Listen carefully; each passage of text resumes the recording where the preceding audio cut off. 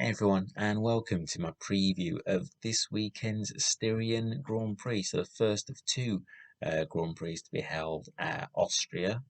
So this weekend and then the following weekend. But yeah, and with wet conditions predicted for the weekend as well, we could potentially be in for a real classic at the Red Bull Ring this weekend, and a weekend that will see Red Bull leading both the drivers and the constructors championships. Still a long way to go this season, but Red Bull, no doubt, coming into their home race, will be confident of definitely picking up a strong result. It's a track where Red Bull have gone well, but it's also a track where Mercedes have gone well as well. So, despite the fact that Mercedes haven't won, for I think last two couple of races they haven't won.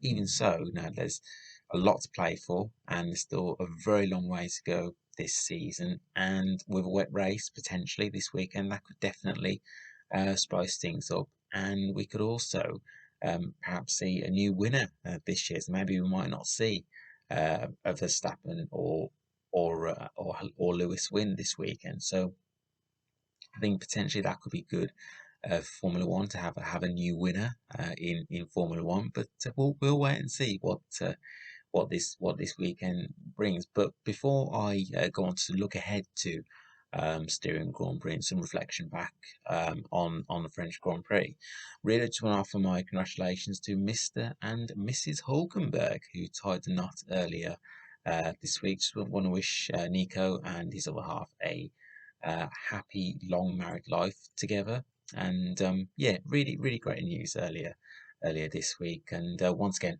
offering my congratulations to both Mr. and Mrs. Hulkenberg. But looking ahead to the weekend at Styria in Austria, as I've said, Red Bull will be coming into the weekend in fine form. Max, obviously, with those wins under his belt so far this year, and also Checo, particularly the last couple of races, has been doing a fantastic job. Obviously, won in Azerbaijan, finished on the podium last time out in France. So, Sergio is definitely improving at Red Bull, and obviously, I feel there's genuinely more to come from the Mexican at Red Bull. But yeah, things seem to be on the up for Red Bull, and it's a good, happy camp at Red Bull at the moment. We know things can change in an instant, and it just takes one result for that to change. But at the moment, you have to say the momentum is with Red Bull going into Austria, and the weekend in France for Mercedes, it was a better weekend compared to the previous weekends in Monaco and Azerbaijan. But obviously, Mercedes will be hoping for a lot more, and they'll be hoping to get back to winning ways as soon as possible, really. But as I mentioned in the preview for France, it's another big weekend for Valtteri Bottas.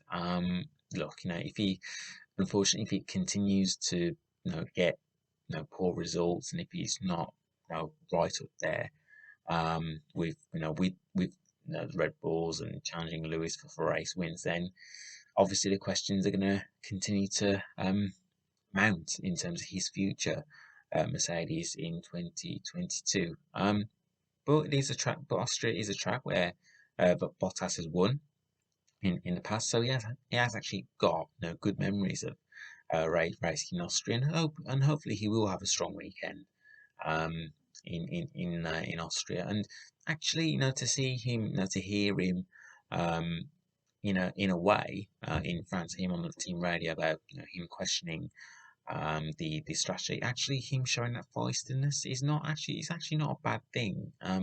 Whilst it may whilst it might show that the frustrations, but in a way, you want to see that fire. You want to see that fight, and but Valtteri definitely got that across on during the race in France.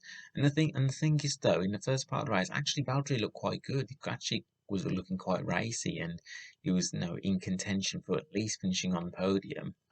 So he actually didn't do a bad job. He just wasn't quite able to pull off the one stop, which meant that he wasn't able to finish on the podium. But yeah, no, I'm hoping Valtteri can have a strong weekend in Austria. He just needs one of those weekends where everything goes right for him. He needs to have a good qualifying, good clean race, and if he does that, then we'll no doubt see the Finn back on the podium soon. I really wanted to talk about a couple of other teams I haven't really talked about in recent weeks.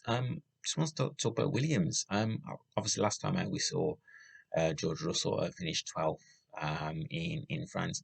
Really strong showing from George. Didn't see much of him in the race, but even so, the way he was able to fight his way up the field, despite the fact that he did have a poor start in France. And he finished 12th on merit, and to finish ahead of the likes of Yuki Tsunoda, Esteban Ocon, even finishing ahead of Charles Leclerc as well in the Ferrari. No, that was no fluke result for George. He earned that result, and obviously with that 12th place finish, now Williams, even though they haven't scored points this season, they move up to 9th in constructors ahead of Haas. So yeah, really good job from Williams, and if they continue to make the progress that they have been making.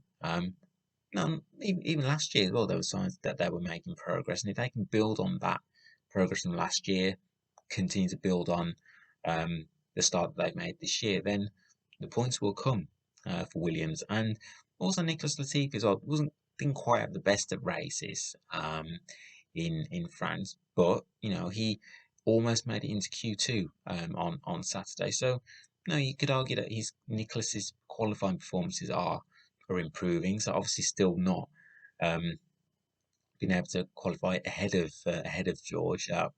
Look, we know that George has missed the Saturday, but Nicholas is definitely improving on his qualifying, and I'm seeing signs of that. So Williams are, although they are pointless this year, I can see signs of improvement, and fingers crossed that they can get scoring some points this year. But like I say, a lot of positive signs from Williams, and I think the improvements are obvious to see, and they are making strides, and they're definitely fighting.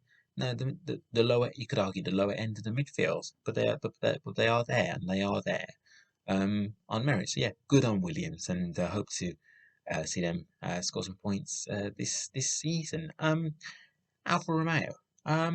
Well, it's look, obviously they would like to have scored more points, but again, like Williams, now I've seen improvements from Alfa Romeo this year. I think I've been impressed with Antonio Giovinazzi. I think he had a solid start to the season. Results may not suggest that, but the performances haven't been too bad from Alfa Romeo, and they've actually been quite close to scoring points on a couple of occasions this year when they've just missed out. So now Alpha are definitely showing improvement this year, and I would expect them to score, to continue to score more points on a regular basis.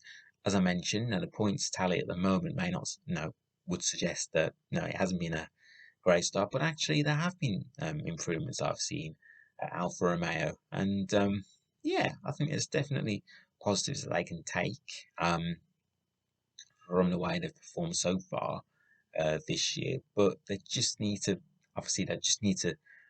get into those points, and yeah, just also in qualifying as well. If both Kimi and I know Kimi's not had it quite his way in qualifying out of the two, but if Kimi can can at least get into Q2 on regular basis, as Antonio's been able to, then perhaps Alpha will have a better chance of scoring points with both of their cars. So we'll see how it plays out in Austria. But with a wet race, that could throw opportunities for the likes of Alfa Romeo, Williams, and maybe Haas. Maybe Haas could score points as well this weekend if it turns out to be a wet race. So Kimi's not bad in the wet. So yeah, I think, as I say, Alfa Romeo have seen signs of improvement from them this year, and we'll see how they fare in Austria. One team who had a difficult race on Sunday in France was Ferrari. Look, it was always going to be a tough ask for Ferrari to to be right up there. With likes of McLaren to be in contention for a podium finish, but to see them struggle the way they did on race day was bamboozling, really. Just made me wonder where did the pace go? But I think with Austria being such a short circuit, then I'd like to think that Ferrari will have at least a stronger weekend compared to France and have a stronger race. And obviously with a wet race, that's a lottery, and you never know, anything can happen in a wet race. So yeah, disappointing Sunday for Ferrari. But yeah, just a bit bamboozled really in terms of where their pace went on Sunday. And we knew they were gonna struggle, but not that not that much. Both Ferrari drivers finishing outside the points in France. But let's not forget, compared to where they were last year, Ferrari have definitely made significant improvements, and we know that Carlos Sainz has adapted to life at Ferrari really well. So, despite that difficult Sunday for Ferrari, a lot of positives they can take from the week from the weekend, from the season so far. And they're right up there in terms of challenging for third in the constructors against McLaren. Obviously, Ferrari. When you think of Ferrari, they should be challenging for championships, but they're not. But they're not at that stage at the moment. But as I say, they've definitely improved from last year, and yeah, it's not been a bad start to the season for Ferrari, and know that they'll be looking to bounce back this weekend in Austria. And also, just wanted to give a shout out to Lance Stroll and Aston Martin. Like George Russell, no, didn't really see much of Lance in the race, but to start the race in France from 19th and then to finish 10th, fantastic job from the Canadian. And I think I genuinely believe he's starting to win over the skeptics. Look, obviously he's always going to be the one. When you look at last year, he was always going to be the one that would stay at the team. And it was always going to be Checo that would have left the team and been replaced by Sebastian. So, I think there's still that term of pay driver still associated with Lance Stroll. But to be honest, I think there were signs last year where I was really impressed with Lance, and even this year as well. There've been drives that really impressive drives that the Canadian has put in, and I think he merits his place in Formula One. He deserves to be in Formula One, and he's even before Formula One, he's won championships before. So I think, as I say, I think Lance is definitely starting to win over the skeptics and the fact that he's only just in Formula One just because he's a paid driver. But he's starting to win over them, and for me, I think Lance, the job that he did in France, I think was very impressive. Great drive from him, and Aston Martin. There's a couple of times now where they've actually been in races where they've actually gone long in their first stint, and then they've been able to, as a result of that, then been able to make that second stint work, and then claw some points. So Aston Martin are definitely improving. They're a team I think to definitely watch for the remainder of the season, and as I say, with a wet race, they can throw anything can happen. And we know with Lance Stroll, he absolutely loves wet races, and he excels in wet conditions as well. You only have to look at what he was able to do in qualifying last year in Turkey, and also in, I think, I can't remember what year it was, but he was able to put the car on the front row when he was driving for Williams. So we know that Lance is a fantastic driver in the wet, and you just never know. If we do see wet conditions, he could be a dark horse for the weekend, Lance Stroll. So, he's definitely one to watch this weekend, as with Aston Martin. So that's the end of my preview. Looking ahead to the Styrian Grand Prix, which takes place this weekend. Hope you all enjoy the Grand Prix, and if you want to talk to me anything about Formula One, I'm on Twitter at Baggies20, and I'm also on Instagram, Manish Patel89. Have a great weekend. Enjoy the race, all of you, and I will catch up with you all soon when I do my review of the Styrian Grand Prix. Take care, everyone.